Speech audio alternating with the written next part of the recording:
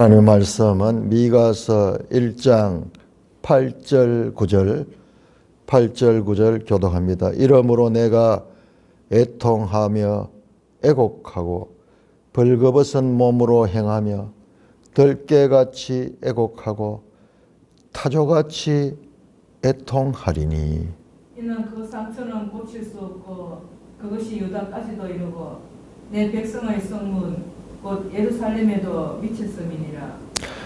하나님 은혜를 감사합니다. 오늘 미가서 말씀을 통하여서 말씀하시는 하나님의 방법과 그 의미들 바르게 듣고 바르게 전하게 하여 주옵소서. 예수님 이름으로 감사하며 기도드리옵나이다. 아멘.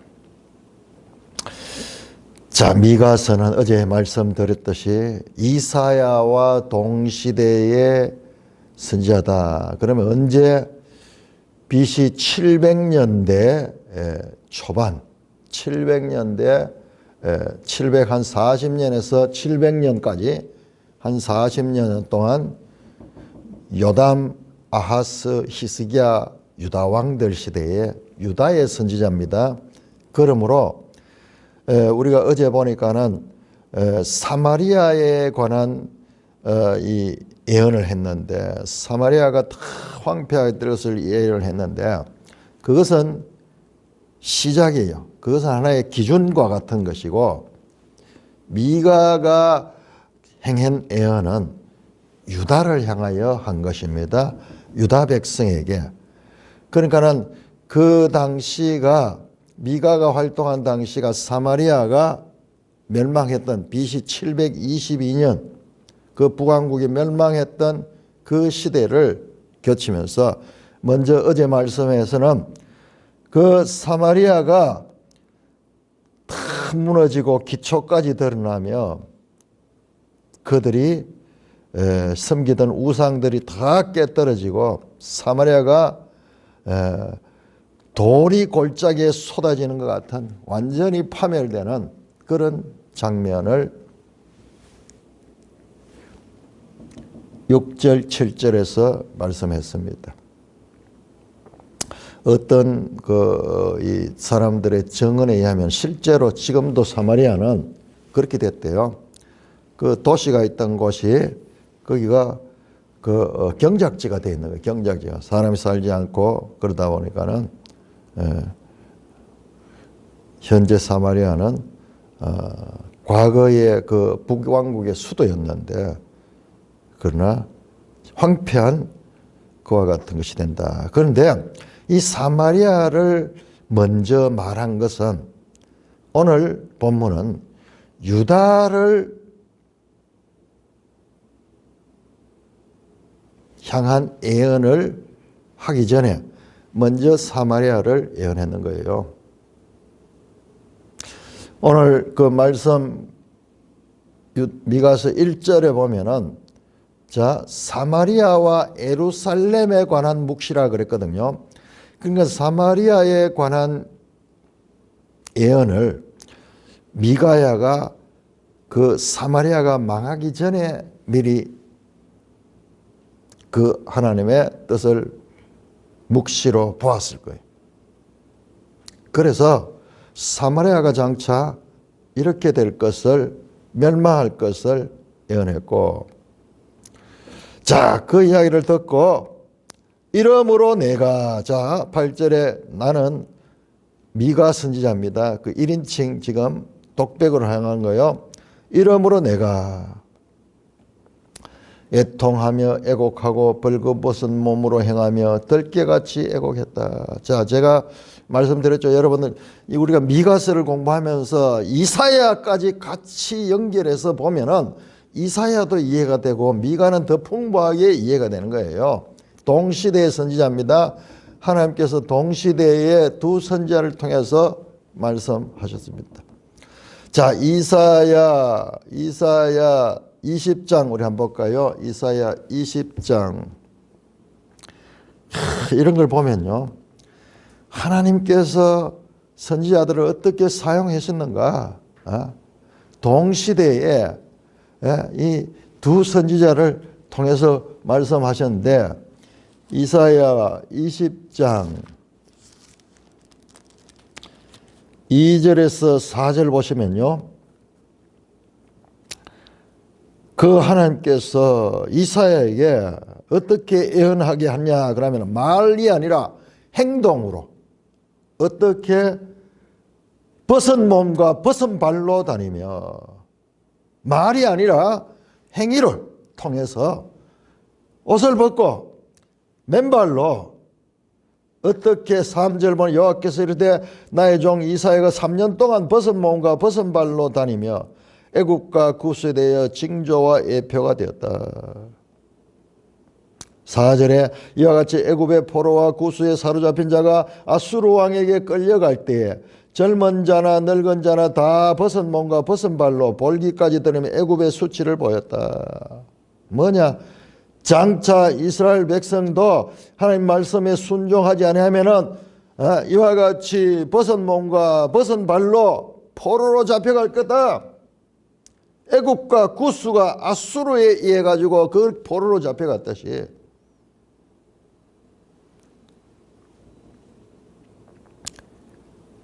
북왕국도 그리 될 것이고 남왕국도 그리 될 것이다. 자, 벗은 몸과 벗은 말이 메시지죠. 자, 보세요. 미가를 보세요. 이러므로 내가 애통하고 애곡하고 벌거벗은 몸으로 행하여 덜깨같이 애곡하고 타조같이 애통한다.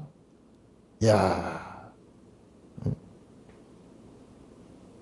벌거벗은 몸으로 행했다. 하나의 그 메시지인 거예요. 메시지. 자, 하나님의 뜻을 전하는 방법은요. 그림이 많아요. 그림 시각적으로. 그러니까 우리가 이 글로 성경이 되어 있기 때문에 글로만 봐서는 그 글을 통한 그림, 소위 그림 언어를 봐야지, 읽어내야지 성경을 잘 이해할 수 있는 거예요. 이와 같이 사마리아의 멸망이 예언됨으로 이 선지자가 그 뜻을 알게 되니까는 애통하고 애곡했다. 자, 이사야 22장 4절도 한번 볼까요?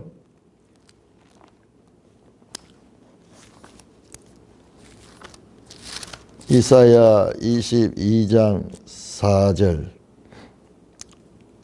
이사야도 같은 표현합니다. 그러므로 내가 말하노니 돌이켜 나를 보지 말으라. 나는 슬피 통곡하겠노라. 내 딸 백성이 패망하였으므로 말미암아 나를 위로하려고 하지 마라. 그 백성에 관한 예언을 보고 애곡하고 애통하는 선지자들이 지금 공감하고 같은 모습을 보여주고 있습니다. 동시대의 선지자가 벌거벗은 몸으로 행하고 그 다음에 그 백성의 그 예언을 듣고 애통하고 애곡하며 그 하나님의 징계로 올 이스라엘의 패망에 대한 그 슬픈 감정을 드러냅니다. 들깨같이 애곡하고 타조같이 애통하리니. 자, 이런 표현도 우리는 이걸 들으면은 잘 감이 안 오잖아요. 이게 관용적인 표현입니다. 관용적인 표현. 이스라엘에 자, 욥기 30장 한번 볼까요? 욥기 30장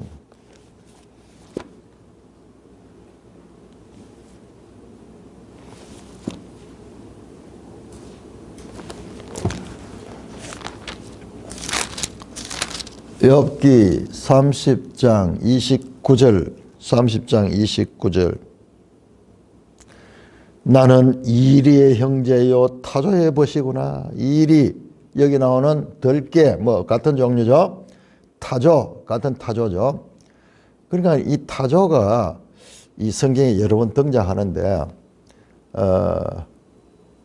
이 새 가운데서 아주 특별한 새죠. 우리는 이 타조를 잘 모르니까는. 근데 들깨는 알죠. 이리. 감사. 전부 이거 어떻습니까? 때를 지어 다니면서 정착하지 못하고 다니는 그와 같은 이 동물들이에요. 들깨같이 애곡하고 타조같이 외롭고 쓸쓸하고 슬픔으로 있는 자신의 처지를 표현할 때 관용적인 표현이에요. 들깨같이 애곡하고 타조같이 애곡하는. 이는 그 상처는 고칠 수 없고 이와 같은 이 상처가 고칠 수 없고 그것이 유다까지 이르고 내 백성에서 곧 예루살렘 미쳤다. 사마리아의 그 패망이 남쪽의 예루살렘 유다 백성 예루살렘 남유다에도 동일하게 미쳤다는 것을 지금 말씀합니다. 내 백성의 성문 미가가 속한 그 남유다에 미가는 모레셋 사람이죠. 모레셋은 남유다 지역에 있는 거죠. 그래서 미가가 슬퍼합니다. 자, 이어지는 내용 10절에서 11절까지는요. 이거는 참 하나의 시적인 표현인데, 자, 이거는 제대로 이제 성경을 공부한 분이 아니면 이게 무슨 말인지 아무리 읽어도 알지 못해요. 자, 일단 한번 읽어보겠습니다. 자, 10절에서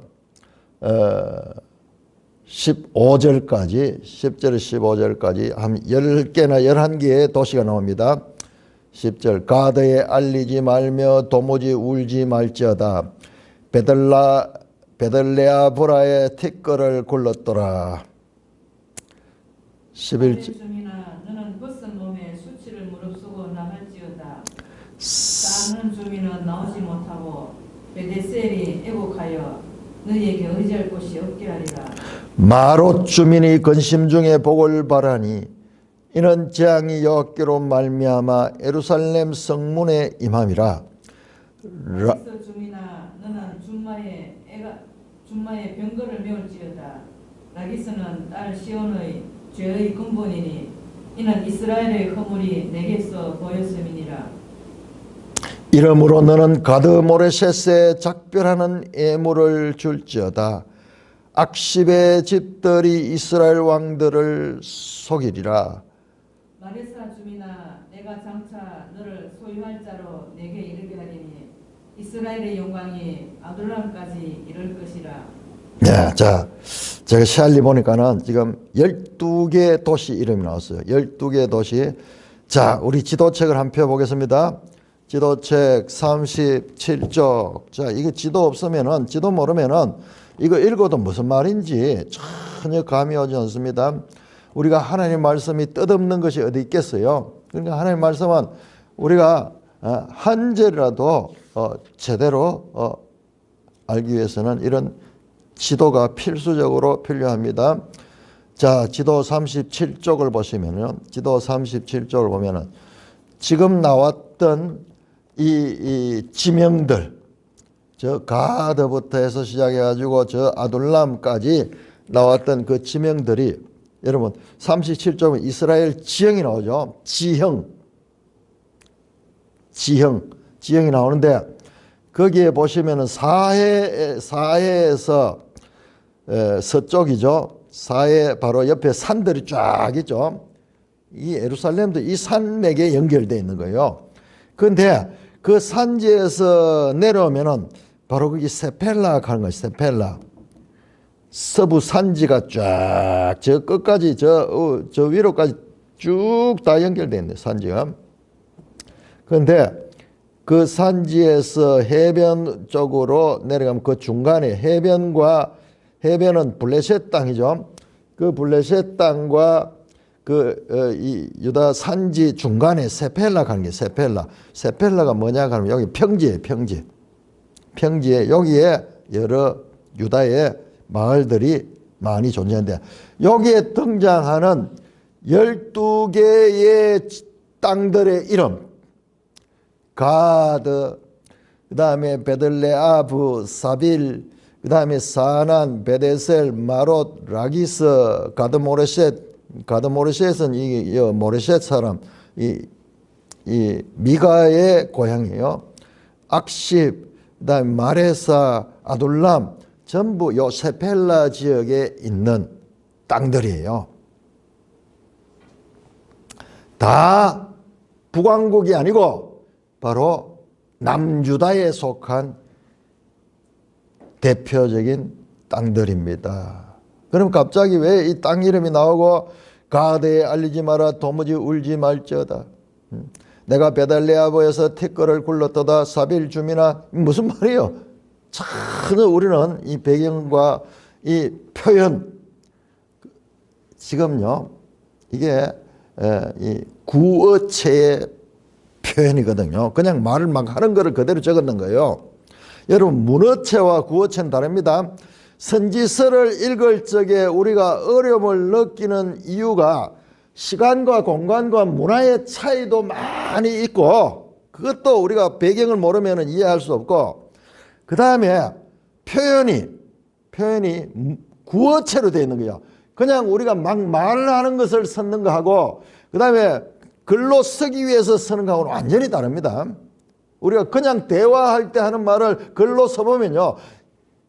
글로 써놓으면 대화할 때는 이해되지만 글로 쓰면 잘 이해를 못해요. 문어체는요. 솔직히 하면 딱 정리가 됩니다. 예를 들어가지고 바울서신 같은 거는 딱 문어체로 돼가지고 논리적으로 딱 뜻을 보면 딱 드러나는데 그냥 구어체를 그대로 글로 옮긴 내용들은 보면은 우리가 이 정리하기가 힘들어요. 본국에 있는 사람들도 무슨 말인지 여러분 우리가 조선시대 사람들이 막 대화를 나누는 거 내가 어제 말씀 연구하다가 박윤선 목사님이 썼는 글 가운데서 뭐 이렇게 이러면 그러니까는 아연하다 이연하다 하던가 뭐 글을 써놔서 도무지 무슨 말인지 몰라. 한자로 돼 있는데 그 한자를 찾아보니까 안 나와.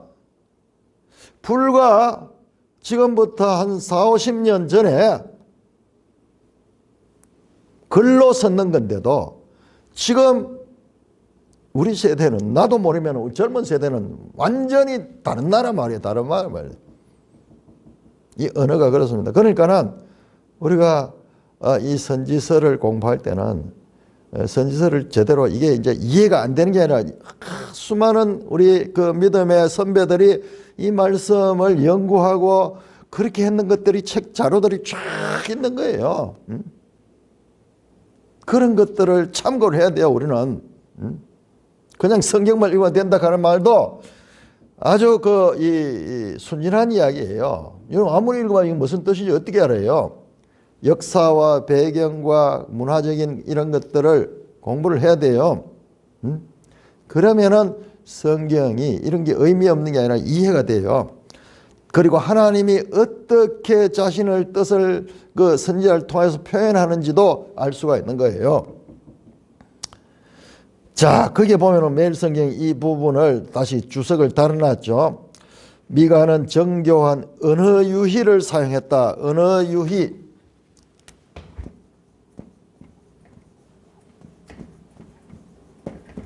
이게 언어 유희라고 번역되는 거예요. 워드 플레이, 말 장난하는 게 말로 노는 거예요.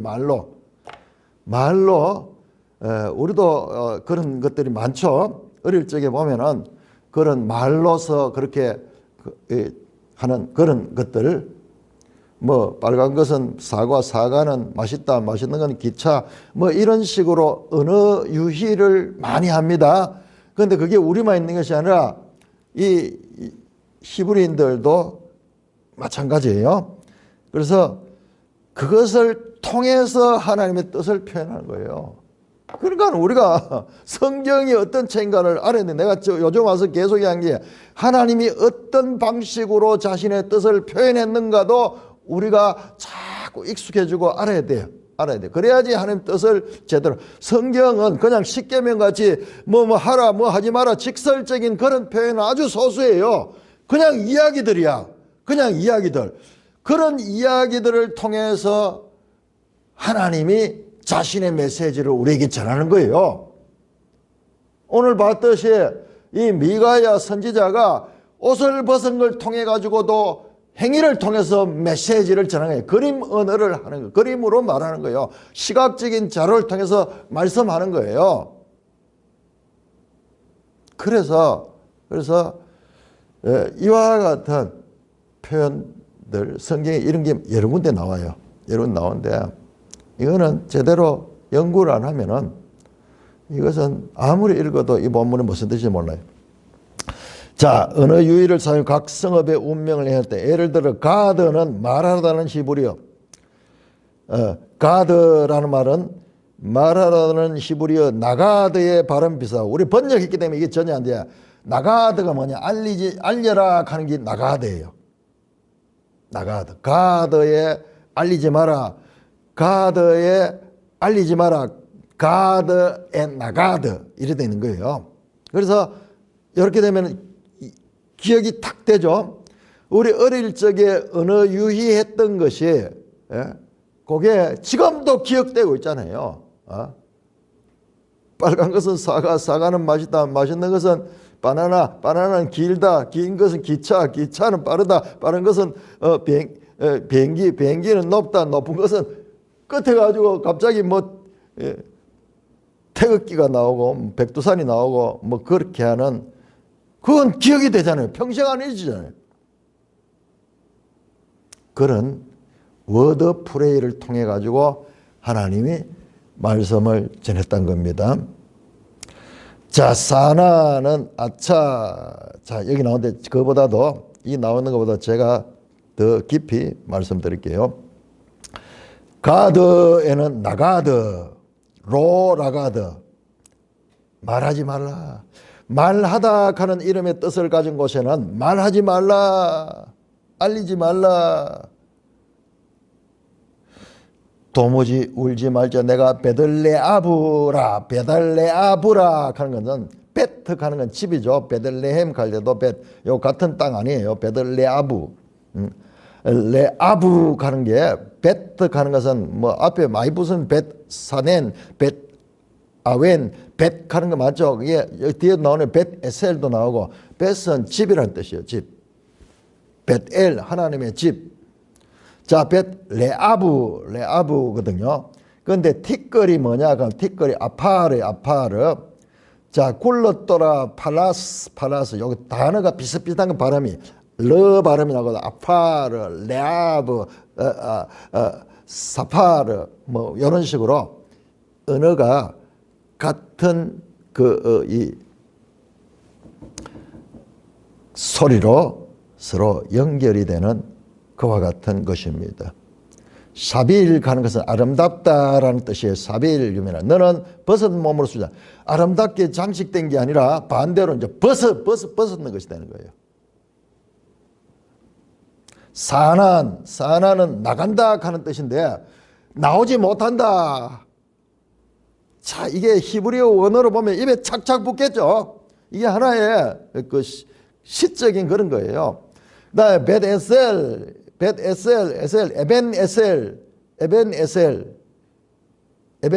할 때 나오죠. 에벤에셀. 에셀 준비하다 뭐 그런 뜻인데요.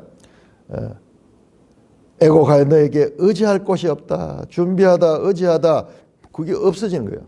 반대되는 의미입니다. 마롯 주민이 근심 중에 복을 바르니 이는 재앙이 엮여라. 에루살렘 갈 때 에루살렘은 살렘 평안이거든요. 평안. 그 에루살렘에 평안이 없고 재앙이 임한 거. 재앙. 라기스 주민, 라기스 유명한 이 이름이 많이 나오는 데죠. 뜻이 한상의 말이라는 것인데 말이라는 뜻이 있는데 너는 준마의 병거를 메울지다. 말에 관한 이야기 나오죠. 라기스는 특별하게 더 설명이 나오네요. 딸 시온의 죄의 근본이니 이는 이스라엘의 허물이에요. 자, 딸 시온이라는 표현도 여러분 그 선지서에 여러 번 나오죠. 딸 시온. 예루살렘을 가리킬 적에 딸 시온이라고 해요. 하나님의 입장에서 그 자신의 아들, 자신의 딸과 같은 그런 특별히 또 딸이니까는 조금 애처롭죠. 뭐 그런 심정이에요. 그 딸 시온 이런 거는요. 우리가 문자적으로 이해해 버리면 이게 말이 안 돼요. 근데 우리가 그 하나님의 심정으로 공감이 되면은 그게 이해돼요. 이 성경은 그렇게 알아야 되는 거예요. 성경을 논리적으로 막 헬레니즘적인 그런 사고로 그 성경을 보면 성경이 도무지 믿어. 그러니 자유주의 신학자들의 특징은 이제 그런 식으로 성경을 보니까는 이해도 안 되고, 그러니까 성경을 비판만 하는 거야. 틀렸다 그러면서. 내하고 안 맞으니까는. 아니에요. 그보다 더 큰 그와 같은 하나님의 심정을 느끼게 됩니다. 자, 라기스는 딸 시온의 죄의 근본, 딸 시온 이스라엘을 가리킵니다. 죄의 근본이 이는 이스라엘 허물이 내게서 보였다. 아마 라기스가 좀 큰 지역이었던 것 같아요. 우리 지도 한번 볼까요? 202쪽 202쪽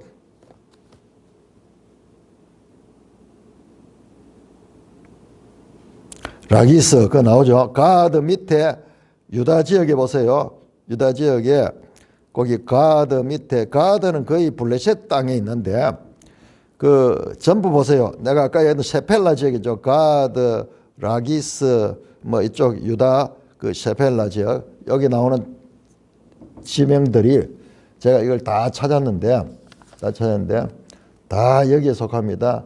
그 다음에 가드 블레셋, 그 다음에 보세요. 14절에 가드 모라셀 197쪽 197쪽 보세요. 197쪽 보시면은 그 블레셋 땅 옆에 보이죠? 가드 있고 가드 모레셋 보이죠? 가드 모레셋 지금 이 지역이에요. 자, 우리가 이 지역만 이 나오는 지명들이 어디에 모여 있다는 것만 알아도 이 뜻을 이야기. 전부 유다에 대한 이야기야. 사마리아에 대한 이야기는 앞에서 한번 하고 끝이 났어요. 지금부터 선지자는 유다에 관한 거예요. 거기 나오잖아요. 9절에 유다에까지 이르고 백성의 성문 곧 예루살렘에 미쳤다. 지금 사마리아 북왕국이 당한 그 재앙이 장차 유다에도 당할 것에 대한 예언인 것입니다. 자, 가드 모라셋이라는 그 의미가 14절에 가드 모라셋 약혼하다라는 뜻이 있어요. 그런데 보세요. 가드 모라셋에 작별하는 예물을 주다. 약혼하는 예물이 아니라 헤어지는 거예요. 약혼이 아니라 헤어지는. 그래, 언어유희죠. 악십의 집들이 이스라엘 왕을 속이라. 자, 이건 악십하는 것은 deceit, 속이다 하는 그 뜻이 있어요. 이스라엘 왕들을 속이라. 악잡. 그러니까 악십벳, 이스라엘 악잡, 악잡 이래가지고 언어유희로 탁 그렇게 아주 음상이한 소리들을 통하여서 속속히 하도록에 지금 시적으로 그렇게 운율에 맞춰가지고 지금 말하는 겁니다. 15절입니다. 마레사 주민, 마레사는 주인, 소유자라는 건데 네가 장차 너를 소유할 자가 내게 있니. 소유자가 소유당하는 거예요. 소유당하는 거예요. 요레시, 마레사가 요레시 되는 거예요. 요레시. 이스라엘의 영광이 아둘람까지 이르라. 자, 이스라엘의 영광이 아둘람까지 이르라. 이스라엘 영광이 뭐냐?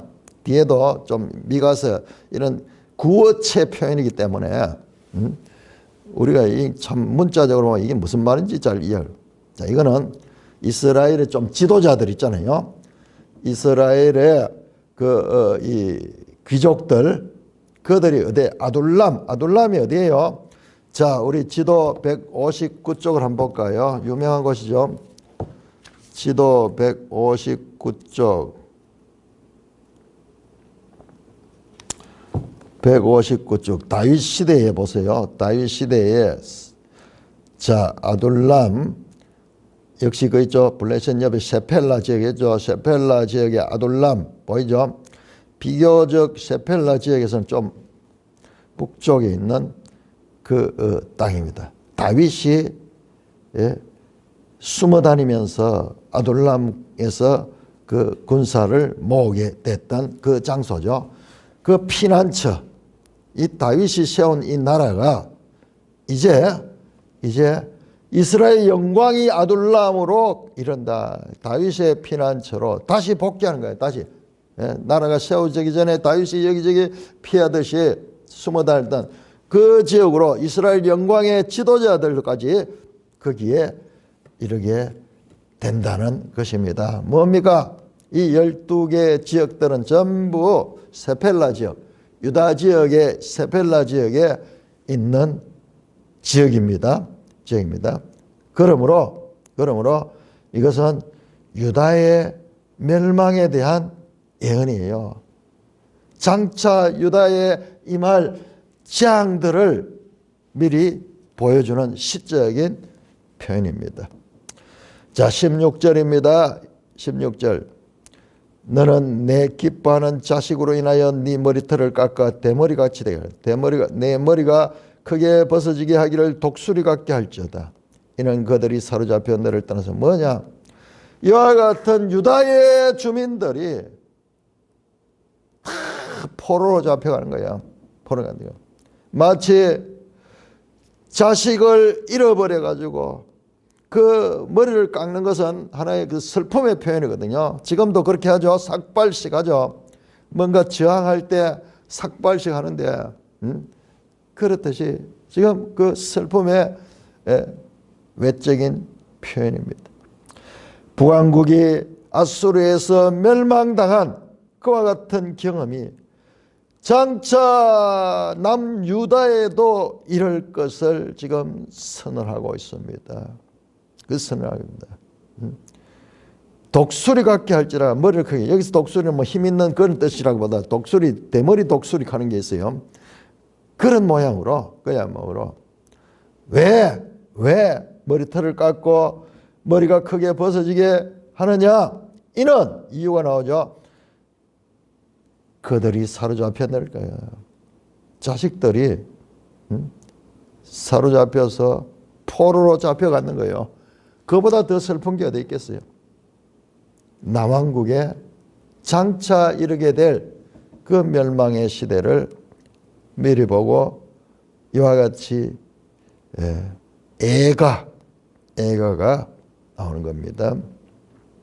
그런데 그 슬픔의 표현을 이렇게 또 어느 유희를 통해 가지고 시적으로 그렇게 표현하는 참 그것도 특별하죠. 그것도 특별하죠. 여러분 에레미야 애가가 그렇잖아요. 에레미야 애가 5장까지가 다 그렇게 되어 있어요. 다 슬픔이지만은 시로 표현해. 시로 표현한 그와 같은 것입니다. 자, 앞으로 우리가 미가서가 어떤 내용인가 여러분 그냥 읽으면은 무슨 말인지 잘 몰라요. 익혔다가 적혔다가 막 호통을 쳤다가 그 다음에 아이고 잘못했다 네 이제 내가 살펴줄게 뭐 이런 식으로 선지서는 다 그래요. 다 그렇게 돼 있어요. 그래서 선지서의 선지자를 통해서 하나님의 말씀을 전한 책이 가지고 있는 독특성을 알 적에 우리가 이 미가서를 제대로 이해할 수 있습니다. 그러니까 책마다의 특징이 있어요. 책마다. 역사서는 역사서대로, 그 다음에 시가서는 시가서대로, 선지서는 선지서대로, 선서 주제는 전부 똑같아요. 죄에 대한 책망, 그들의 죄를 나열하고 그들의 죄에 대해서 심판하시고 심판으로 끝이 아니라 그들 가운데서 남은 자들을 다시 하나님께서 회복시키는 그 내용이 선지서는 좀 동일해요. 자, 2장으로 넘어갑니다. 2장 1절에서 5절까지. 자, 2장은 무슨 내용이냐 그러면은 앞에서 그 남유다의 이 세펠라 지역의 12개 도시들이 망하게 될 것을 예언했죠. 구체적으로 어떤 죄를 범했는가, 그들이 왜 그런 심판을 받게 되고 왜 멸망을 당하는가, 그들의 죄를 지금 설명하는 거예요. 죄를 보여줍니다. 자, 1절입니다. 1절에서 5절까지 보겠습니다. 1절에서 5절. 1절, 2장 1절. 그들이 침상에서 죄를 꾀하며 악을 꾸미고 날이 밝으면 그 손에 힘이 있으므로 그것을 행하는 자는 화 있을진저. 밭들을 탐하고 빼앗고 집들을 탐하여 차지하니 그들이 남자와 그의 집과 사람과 그의 산업을 강탈하도다. 그러므로 여호와의 말씀에 내가 이 족속에게 재앙을 계획하나니 너의 목이 이에서 벗어나지 못할 것이요 또한 교만하게 다니지 못할 것이라. 이는 재앙의 때임이라 하셨느니라. 그때 너희를 조롱하는 시를 지으며 슬픈 노래를 불러 이르기를 우리가 온전히 망하게 되었도다. 그가 내 백성의 산업을 옮겨 내게서 떠나게 하시며 우리 밭을 나누어 해역자에게 주시는도다 하리니.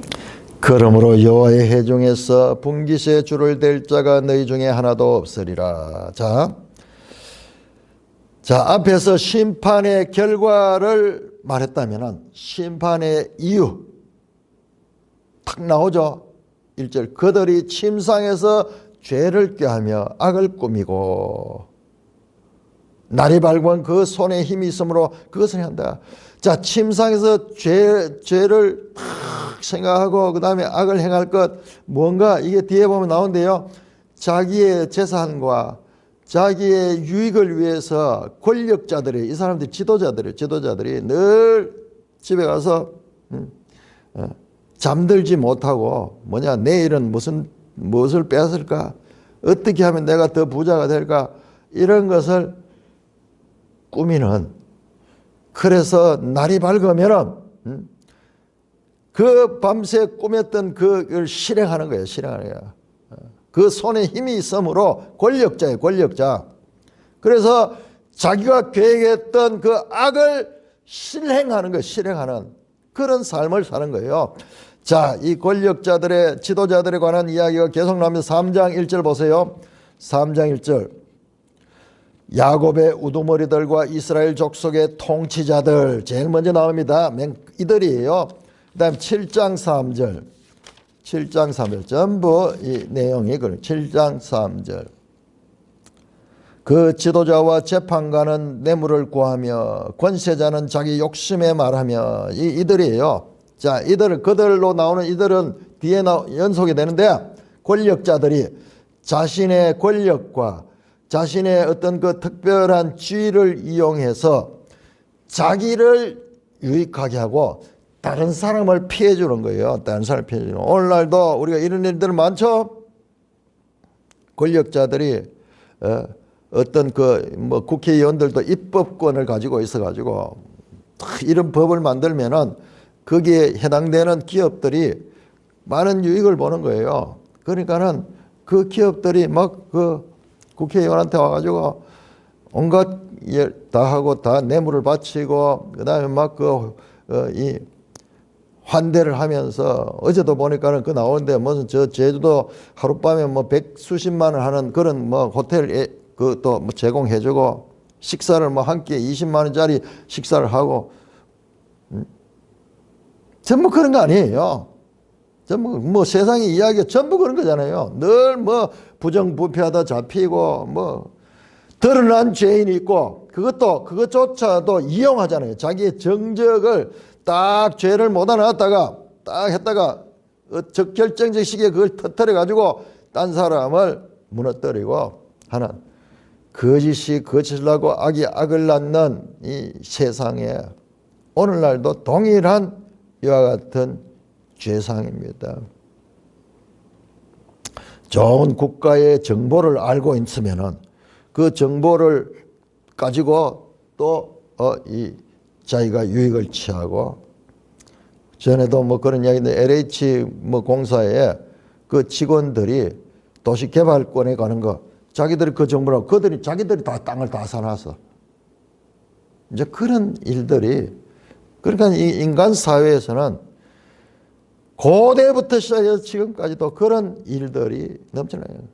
그 인간이 그런 것을 어떻게 제어하기 위해서 경찰이 있고 검사가 있고 이런 거예요. 이게 이제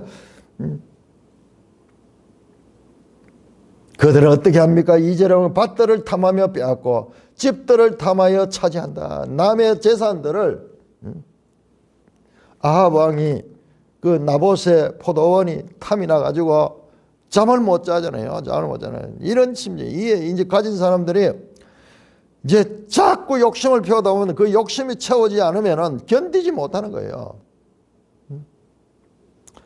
밭들을 탐하여 빼앗고 집들을 탐하여 차지하니. 자, 말은 이렇지만 이 당하는 사람 입장이면 어떻게 되겠어요? 그들이 남자와 그의 집과 사람과 그의 산업을 강탈한도다. 이 번역이 조금 아시는데 남자는 게베르라고 되어 있고 그 뒤에 또 사람은 이쉬 되어 있는데요. 이런 것 같아요. 그 집을 빼앗고 그 다음에 그 기업까지 산업이니까는 그 유산 또는 기업까지 뭐 공장을 하면 공장을 빼앗는다든지 뭐 농사를 지으면 농토를 빼앗는다든지 그 다음에 그 사람은 종들 있잖아요. 그 일하는 종들 주인에게 딸린 사람들과 유산으로 받은 밭을 지것으로 빼앗는 거예요. 자기 욕심을 가지고 남의 것을 빼앗는 죄를 말합니다. 3절 보세요. 그러므로 자 1절 2절은 이스라엘의 죄를 이야기했고 그 다음에 3절에서 5절은 그 죄에 대한 심판을 말합니다. 이스라엘의 죄와 자 그러므로 그들의 죄가 이러함으로 여호와의 말씀이 내가 이 족속에게 재앙을 계획하나니 자 아주 이것도 어느 유희가 있어요. 1절부터 그들이 침상에서 죄를 꾀했다 그러죠. 꾀하다 핫세브인데 3절에 여호와의 말씀이 내가 이 족속에게 재앙을 계획한다. 이것도 핫세브 같은 단어예요. 그들이 악을 꾀한다면 하나님은 그들을 심판할 것을 꾀하고 계시는 거예요. 너희의 목이 이에서 벗어나지 못하고 너희 또한 교만하게 다니지 못할 것이다. 자, 목을 빳빳하게 다니죠. 그 이야기예요. 교만하지 못하도록. 이렇게 남을 빼뜨리고 부유를 가지면서 목을 기부스했다 그런 이야기 하잖아요. 빳빳하게 했다. 그것을 부러뜨려 버릴 것이다.